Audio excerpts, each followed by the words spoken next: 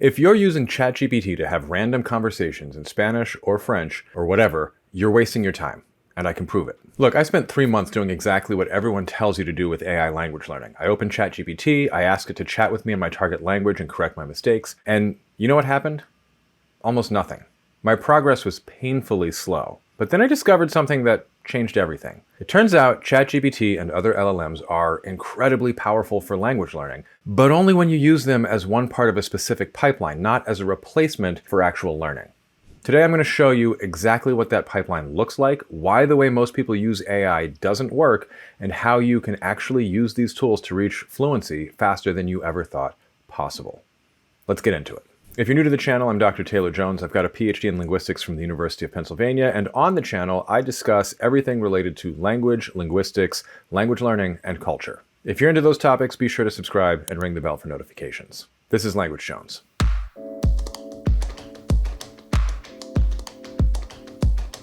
LLMs can be a tremendously powerful tool, but they also have a massive social gap. They can't teach you the actual cadence of real conversation, especially one from a culture with high conversational overlap, or the cultural nuances of a joke. For that, you need high-quality fuel for your study sessions, and for that, I use LingoPie. LingoPie is a language learning platform that uses real TV shows and movies to immerse you in the language. It's not just watching content. It's an interactive study tool with dual subtitles, audio looping, adjustable playback speed, and even built-in flashcards in review. And those real movies and shows, they're the source material for all those LLMs anyway. Sticking with the theme of this video, here's my new workflow. I find a paragraph or a dialogue in a real scene, click it to save to my word bank, and then use that exact content in my LLM to generate Leipzig glosses for the content. More on those later in the video. Or 10 more sentences on the same subject matter and then dump it all into spaced repetition. It turns a static AI prompt into a dynamic native level drill. Then I just keep watching and enjoying. And once I've really learned that material, I'll go back and watch the same show again in a month. The comprehension boosts from LingoPie are incredible. They support 12 languages including Spanish, French, and Japanese. Use the link in my description for a 7-day free trial and 55% off the annual plan. This is a great method for an intermediate learner, but let's start with how to use an LLM from the ground up and work our way up to this. So listen, we've got more language learning resources than ever before, but somehow that's just made it harder, not easier, to know what's worth your time. Everyone's got a different system, a different app, a different secret, and you're left paralyzed trying to figure out who's right and what's worth your time. Separating the real strategies from the garbage has become a full-time job. I had resisted using LLMs for language learning for a long time, but I've changed my tune, especially since the new batch of LLMs have addressed most of my concerns. After testing out the top LLMs and working them into a study pipeline built on learning science, I'm convinced of their usefulness. I even deleted Duolingo. So first, why bother using a large language model like ChatGPT, Gemini, Claude, Perplexity, or DeepSeek or whatever, instead of a textbook, app, class, podcast, or other resource? I'll start with a caveat that I think one or all of these options have a place in a learning routine. But for the foreseeable future, I'll be structuring my learning with LLMs, and that's a huge 180 for me. There are a few reasons to structure your learning with LLMs. First, your learning can be personalized. Second, it can be much faster when done right because you're leveraging language learning science, structured targeted learning, and precise feedback. And in fact, as a third point, this might just be the ideal use case for LLMs. You're not asking about historical facts, which they can get wrong, or for information that can be downstream of so-called poison pill propaganda attacks. You're not asking for a statistical analysis where it's just as likely to hallucinate or make numbers up as it is to actually crunch the numbers. You're asking it to do what it was designed to do: make plausible sentences. And it's been fed hundreds of thousands of textbooks and grammars and billions of words of news, history, fiction, magazines, subtitles from films, etc.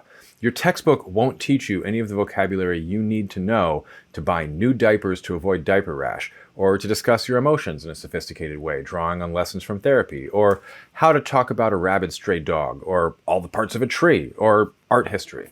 An LLM will. The problem is that the way most people use LLMs for language learning is, well, stupid. Endless conversations that can feel fun, but they're actually a huge waste of your time. And in a previous video, I mentioned some of the other dangers of too much LLM use. So what we need to do now is optimize how we use LLMs and how we structure our learning. And that's where I think I've finally cracked the code. And just a quick aside here, a YouTube polyglot or an AI tech bro is not going to give you good advice here because they lack the entry-level knowledge to know what really needs to happen. For that, you need to understand linguistics. Lucky for you, I do. And by the way, if you want to understand linguistics, I'm launching a course later this year. It's going to cover everything that you'd learn in Ling 1 at an Ivy League, but better because it's not an overworked grad student teaching as part of their stipend or an assistant professor who drew the short straw and is teaching an intro class because nobody else wants to, reading verbatim from a hand-me-down PowerPoint. Now, it's actually going to be fun and interesting, and if you like this channel, you're going to have a blast. To get updates and get on the waitlist, you can go to languagejones.com/blueprint. So let's think about this. What's our goal with LLM-assisted language study? I don't know about you, but my goal is a solid base for real-world language use. Done right, that can be with a broader base of knowledge than I can get from traditional resources. But how do we do that? Well, the real goal is effective, targeted learning using the best practices from learning science and instructional design so that you can actually learn the maximum amount of material and gain the maximum proficiency in the minimum amount of time. In other words, not endless chat with a chatbot that fawns over you.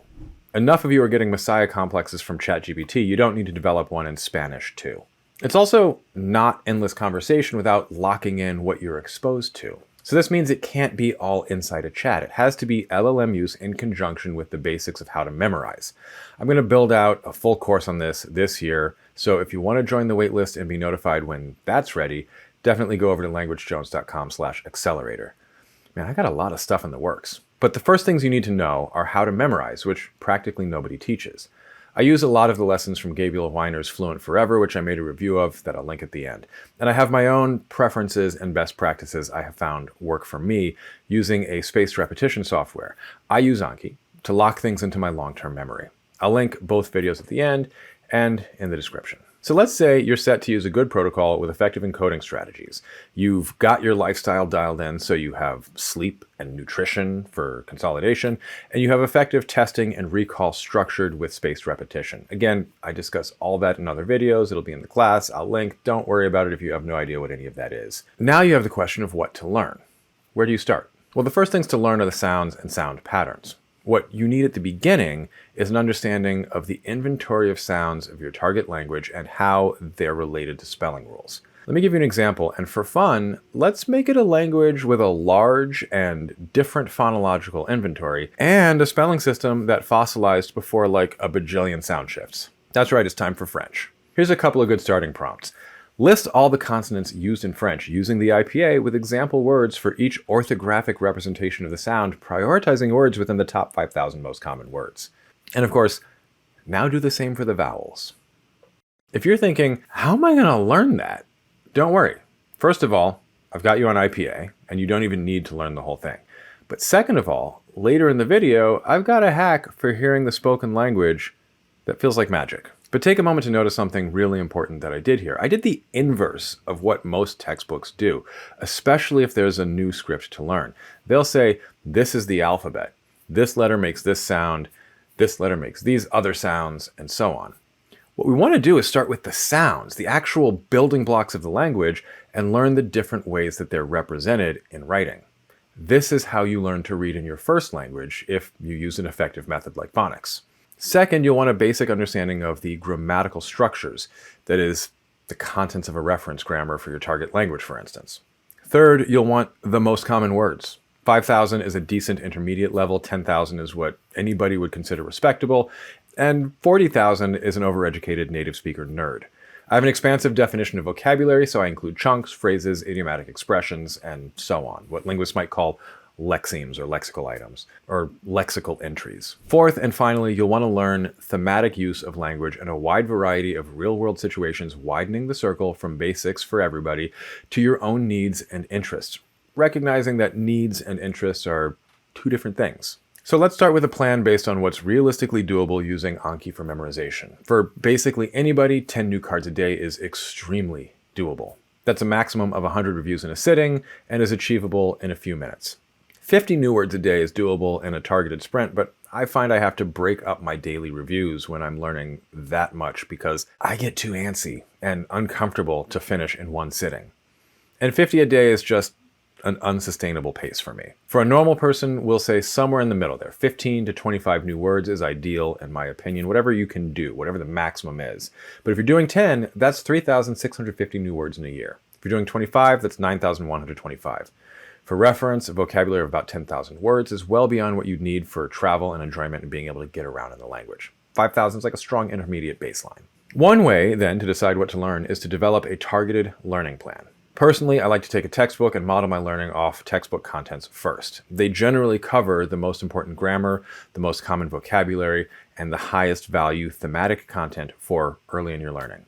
You don't have to go with a textbook, but you might be reinventing the wheel. If you choose to reinvent the wheel, you'll want to make sure you cover all the basic grammatical structures and vocabulary that you need. But you can actually just ask an LLM something like, imagine you were writing a textbook to teach French from scratch. The goal is to get a learner from A0 to C1 with an extensive vocabulary and a strong command of all the relevant grammatical structures. Based on the best textbooks available, how should you structure the course? Be specific with learning goals, for instance, IR verbs in the present tense, thematic content, for instance, going shopping, and communicative goals. Then follow up with something like, are there any important grammatical concepts that are left out of this course structure? It's going to add stuff there. And now integrate these additions into the initial structure and create a document I can refer to as a learning plan. As an example, here's what Claude generated with that prompt. Assuming you've already taken my advice about learning the sounds and the sound spelling correspondences in your target language, it's time to generate learning content in chunks. You can do this monthly, weekly, or even daily, depending on your interests, goals, and level. I'll give you some specific prompt ideas in just a moment. But once you've done that, you can have your LLM format the output as a CSV that can be imported into a spaced repetition system like Anki. Lately, I've been using cards where I have the word, phrase, chunk, or simple sentence in English, and an image on the front of the card, and then the word in my target language, audio, a mnemonic image, and notes on the back. So you'll want to have it output a CSV with consistent columns for your format, and then we'll add the images and audio next. You can batch import the whole CSV into Anki in one sitting, and the smart way to do it, in my opinion, is as a subdeck for whatever you're learning. Once you've done that, you can use HyperTTS or similar to generate audio. If you want really high quality audio, you can use Speechify, but there's an additional step. You'll want to have it read all the target language bits. Maybe dump only the target language words and sentences into a text file and separate the lines or something, and then record. For instance, using audio capture on QuickTime or OBS or any number of audio captures, then automatically split the audio in Audacity and then manually add it to each card. It's a lot of work, but it's really good. I use HyperTTS, which is good enough, and just generate the audio in batches, but the trade-off is that you'll have to fix errors, especially in languages like Hebrew or Farsi, and the audio is excellent, but Speechify is better. The next step is to add images. You can use whatever you want. Because I intend to share some of my decks, I use FreePic, Wikimedia Commons, and memes. But in theory, you could use anything. Learning the word for brother? Use a picture of your actual brother. The key is not to waste time getting bogged down in finding the exact perfect image, but instead to get to the first thing that's good enough. And sometimes there just isn't anything, in which case, just go without. It's fine. You'll be fine. Especially if you're making cards for all the conjugations of a particular verb, you're just not going to find 22 compelling images of people, I don't know, receiving packages or whatever. Doing this alone, working through all the grammar, vocabulary, and communicative contexts, and chipping away at memorization with a daily study habit and a weekly or monthly session adding content to memorize, will absolutely get you learning 10 times faster and more effectively than with Duolingo, for instance. But there's ways to turbocharge this too. For targeted practice, you could do short AI sessions, maybe 1 to 2 times per week, working on things that you've been learning for a while in Anki. That's your mature cards. Here's some options. Option 1, generate a paragraph or short story about X topic using Y grammatical construction and Z vocabulary. For instance, generate a paragraph about getting dressed to go out for a date and be sure to include reflexive verbs. Focus on the future tense use. Then use Speechify to listen to your new tailored content exactly at your level using what you've worked on. You can even give the LLM your Anki deck or your spreadsheet and ask it to use specific groups of vocabulary items. Option 2, quiz me on conjugations for X verb and Y tense or aspect or mood. For instance, provide sentences in a fill-in-the-blank format and an answer key. Option 3, free conversation about a topic ideally with the preceding constraints. Option 4, start getting further clarification. One recent chat that I had was asking for clarification when it comes to deontic modality in Hebrew. That is, talking about your musts, oughts, have tos, and need tos. I dug around in various grammars, but I wasn't clear on how mukhrach was an externally imposed obligation. I missed that there was an axis of both intensity of commitment and whether it's an internal or external commitment. Now, it's important to note that the responses allowed me to figure that out, but didn't necessarily spell it out for me in the same terms. When you're using an LLM, you still have to, think. A second way to accelerate the system is to practice outside of the LLM in the real world. I know it's scary. You'll be okay. It doesn't actually have to be the real world either. So at regular intervals, maybe on a 1 to 2 month lag with what you're learning, log on to italki or whatever platform you use for spoken interactions with real people. I've got a whole video on how to best use italki I just released after using it for years, but only just recently figuring out how to optimize my time there. Notice how I said to do it at a lag? Notice a pattern emerging? It's not really worth it, in my mind, to have a structured conversation with a native speaker when you just don't know the words you'll need. But once you have them at your command, you can start to practice how they flow in conversations. And here's some novel combinations that tickle your brain a little bit. I'd also confirm all the initial work on the sounds of the language with an italki tutor at first, just to confirm everything and to get targeted feedback and guidance on speech production. So let's put this all together so we can get a handle on the language and not spend time with an LLM just spinning our wheels. For the first 6 months to a year, you should focus on getting a handle on all of the grammar and a baseline of vocabulary and communicative situations. The first week or two of focusing on sounds and spelling if needed. And let me rephrase that to be even clearer. You should be able to get a baseline level of knowledge of all of the topics covered in a grammar of your target language in under a year.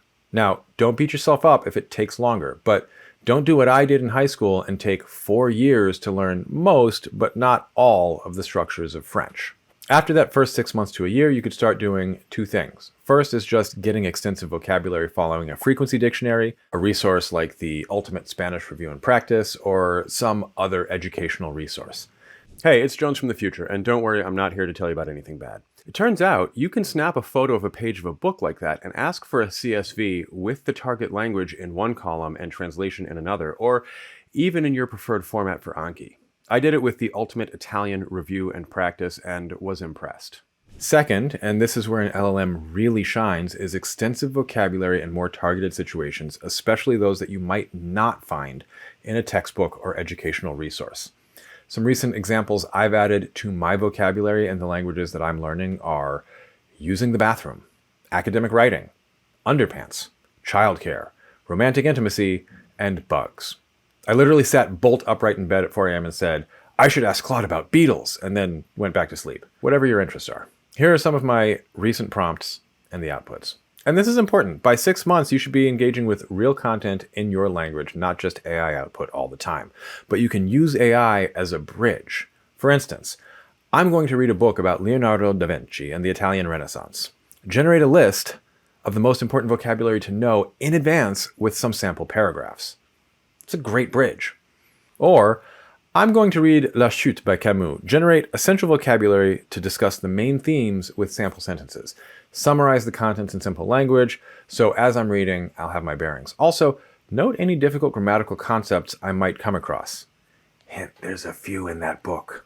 Hey, it's Future Jones again. One thing I tried after scripting and filming that I highly recommend if you're a certain kind of person, and face it, you're here, you are, is taking a book you're reading and snapping a photo of a page, or if it's a podcast or a blog or whatever, copying and pasting, and then ask your LLM to do a line-by-line translation and Leipzig gloss. Leipzig glossing is a standard notation in linguistics that breaks up all the parts of words in a whole sentence so you can see exactly what's going on in every word with a hyperliteral translation and then an idiomatic translation with it. It looks something like this. And regardless how you get the text into your computer, they're in the computer? You can have Speechify read it to you too. Vraiment, mon cher compatriote, je vous suis reconnaissant de votre curiosité. There's so many other options, but the point is that AI can be a bridge to extensive reading or listening, not a replacement for those things. So if you choose to use it as a tool, it can be an incredibly effective tool. But if you go in with no direction and ask it to just teach you a language, you're going to be wasting a lot of time and energy. And water, probably. This is a completely different approach than most AI integrated apps and than the advice you get from YouTube polyglots.